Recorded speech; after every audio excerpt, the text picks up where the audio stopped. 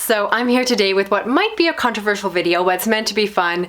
Even though I am a huge avid reader, I read hundreds of books a year and also collect the books that I love, I happen to have a very controversial opinion that it's possible to own too many books. And so I compiled a fun list of 10 signs that you have too many books, and I'd love to know in the comments down below how many of these apply to you. All that being said, let's get started.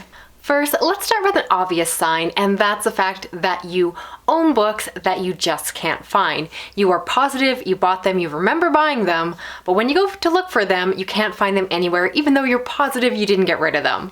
And so you just find yourself looking all over the house and don't know what to do. This is a sign you have too many books, because if you can't find and actually read those books, your collection is not serving you well. So I think it's kind of obvious, but it's also something that I think has happened to too many of us in the past as we get really unwieldy collections.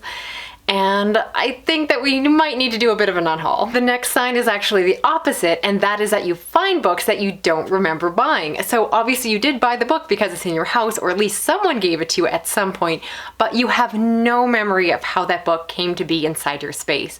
That's something that for me is a sign that your collection is getting out of control, and perhaps you're doing some mindless spending where you're buying books in a way that isn't really serving you. And maybe something needs to change. I do take pride that even though my collection has grown over the years, that I can still remember where every single book came from that I'm showing you here, because I have a very specific memory of where I bought the book or who gave it to me, when I got it, etc. And so I never show up with these like surprise books on my bookshelves where I'm like, I own this book. I've never had that experience. So if you've had it, well, maybe you need to reconsider how you're buying and collecting those books. The next sign is a situation where you go to a bookstore, or perhaps you order a book online you're really excited about, you get the book, you go to put it on your bookshelf, and you realize that you have an identical copy of that book already on your shelf. If you are forgetting that you bought books to the point that you're rebuying them again, you're definitely not making the best use of your collection, and literally you have too many books because you now have duplicates in your collection, which can be unfortunate. Now I recognize that certain people will, including myself, actually own multiple copies of the same book if they love different covers, if it's an all-time favorite, and so forth. And so that's totally fine. But if you're literally buying the exact same book multiple times over, you are kind of wasting money. I'm so sorry to say that. The next sign that you have too many books is that you can't properly display them all on your bookshelf. So either you are double stacking your shelves, meaning that you're putting books in front of the books that are showing here, or perhaps you're putting them in boxes and other places in your house that really aren't meant for display, but just simply storing them for the sake of keeping them somewhere. But for myself, other than the obvious purpose of reading the book, for me, I think that a collection is really about displaying the books, getting to interact with them, showing them to your friends and family when they come to visit. And if your books are put in places where you and your company can't see them, they're probably not serving you very well. Again, I think it leads to some of the problems we already talked about, where you can forget about books, not be able to find them. But essentially, half the reason to buy the book is for the experience and the visual aesthetics of showing them off, getting to display and say, these are my favorite books, these are books that I love, that represent me as a person. And if there's a whole collection of books that are hiding these books, they no longer get to serve that purpose of representing me to those that are looking around my house. So for me, I always like to make sure that I have only enough books that fit on my bookshelves. And I know the argument that everyone's going to make is, well, you just need to buy more bookshelves, but I definitely prefer the idea of culling my shelves to fit within the space I have, rather than exceeding that. If I have to shove books underneath beds and things like that, I'm just not very happy. The next sign that you have too many books is if you ever find yourself in a situation where you want to read a book that you own, but you purposely will go and perhaps buy the ebook or get the book from the library because it's more convenient to perhaps throw a little bit of money at the problem or get the book from the library, rather than to have to go and search through your house. Maybe you know where the book is, but it's in, again, a really inconvenient place. You have to go and search through a box or pull something off a shelf or get a bunch of books that are all going to tumble down. If you reach for the one at the bottom, you're essentially playing book Jenga with your books. So if that's the case there, again, I don't think that your collection is serving you as it should, and instead you might want to mix things up so that getting your books is not such a pain. The next sign that you have too many books is that the way you are storing and holding your books in your space is causing them to be damaged. Now, this is something I used to run into when I previously stored books in boxes, where I would think that I laid all the books flat and they looked all fine, but when I shoved them under a bed or stuck them in a closet, I would pull them out later binder and find out that covers were bent, pages got ripped, and I was just losing the quality of my books. They no longer could be resold if I wanted to get rid of them. They were annoyingly damaged, and it was all my fault. And so I've really found that if I have too many books that, again, don't fit properly into the space I have, the bookshelves I have, they end up getting damaged. And when they get damaged, I just want to rebuy them and get nicer, newer covers.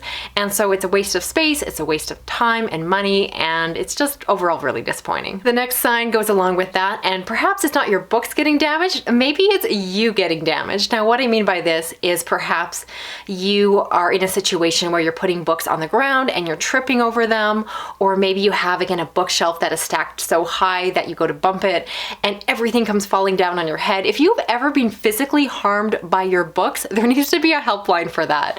I think we all have had books accidents. I have a bookshelf that goes over top of my bed, and so I've definitely had books go raining down on me. My husband is not too impressed.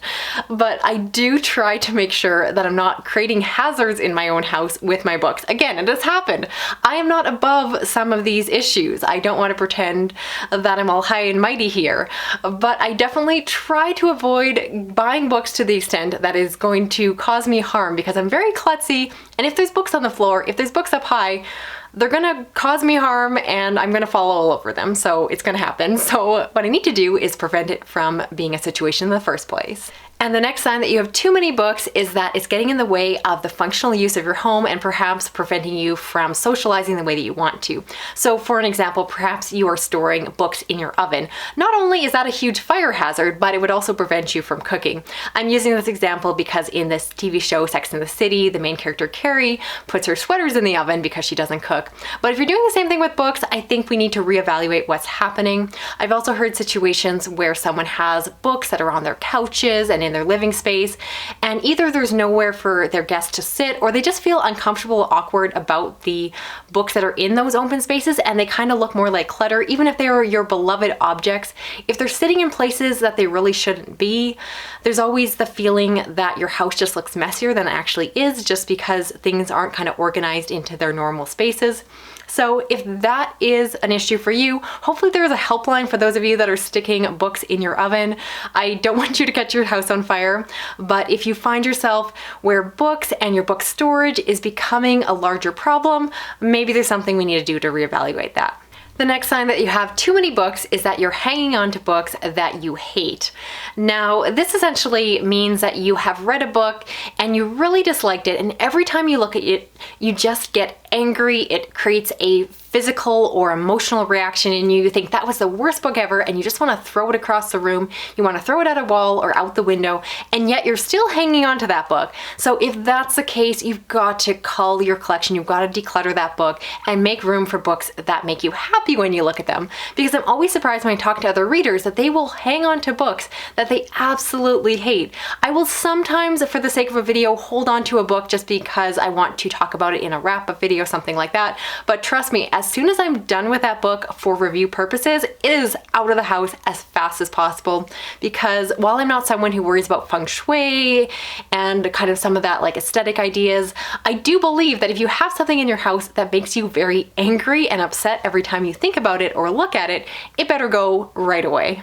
And the final sign that you have too many books is that you look at your collection or think about your collection and it causes either guilt or stress. Now, this could be for a few reasons, but for example, if you're looking at your collection and you feel bad because you bought a bunch of books that maybe cost a lot of money, and either you haven't read them yet, so you feel bad because it feels like work that's unfinished, you feel like you have a to-do list in front of you and you feel bad about that, or perhaps you even have read those books but you didn't end up liking them, and so you feel bad that you spent money on them in the first place, and perhaps you feel guilty or bad that you read a book that you thought you were going to love, that everyone else on the internet loves, and you didn't love it, so you feel like something is wrong with you. If your book collection is causing any negative emotions around it, something needs to change. I am not a minimalist. In fact, I consider myself more of an intentionalist, but what that means for me is that I think that your book collection should serve you and not be a hindrance to your happiness, your well-being, and the functionality of your life. And so these are kind of some of the things that I think about when I'm culling my own book collection. I'd like to do a longer video discussing my habits when it comes to how I choose to go through and unhaul books And if you're interested in that, I hope you definitely stick around. I do read a lot of horror, thriller, science fiction, and fantasy, and like to do book discussions like this when they spark my mood, I guess. And so if you want to hit subscribe, appreciate that. If you want to drop a comment, I would love to hear if any of the signs resonated with you. And again, huge disclaimer that let's keep this video fun. If I created guilt and shame for your own book buying and collecting habits through this video, I feel really bad. I didn't mean to come across as overly serious or judgy. I do have my own opinions and philosophies about how I like to curate books, but as long as you're happy with your book collection, you don't have to change anything. So if I have a few less books than you, that's totally fine. Everyone needs to do what works for them. If you want to stick around and subscribe, appreciate that. You can also drop me a comment, even if just an emoji like a stack of books. And if you want to hit that little notification bell, you'll never miss a video from me. Thanks so much for watching. I'll talk to you again soon. Okay, bye-bye.